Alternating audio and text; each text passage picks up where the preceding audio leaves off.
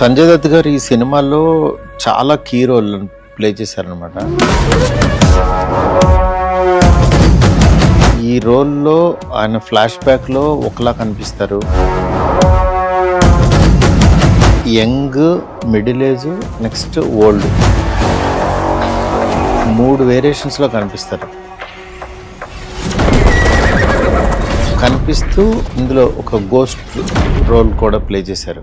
సంజయ్ దత్ గారిని మనం ఒక విలన్ గాను, ఒక హీరో గాను బాలీవుడ్ సినిమాల్లో రకరకాలుగా చూసాం. కానీ మన తెలుగు ఆడియన్స్కి కానీ పాన్ ఇండియాకి కానీ ఈ కైండ్ ఆఫ్ రోల్లో ఇంతవరకు చూడలేదు. అంటే 3 వేరియేషన్స్ ఉంటే పక్కన పెడితే, నెక్స్ట్ మన ఒంట్లో ఉండే ఒక పర్సన్ లాగా సంజయ్ దత్ గారు అనిపిస్తూ ఈ సీన్స్ అన్నిటిలోనూ అసలు ఆయన చిన్న చిన్న మైన్యూట్ డీటెయిల్స్ చాలా బాగా చేశాడు. నిజంగా సంజయ్ దత్ గారు లాంటి ఒక లెజెండ్ యాక్టర్తో వర్క్ చేయడం నా అదృష్టం. మా సినిమాకి ఒక పెద్ద అసెట్ అంటే ప్రభాస్ గారి తర్వాత సంజయ్ దత్ గారే. రేపు బాలీవుడ్లో ఈ సినిమా చూసిన తర్వాత సంజయ్ దత్ గారు మాత్రం గుర్తుండిపోతారు. అట్లా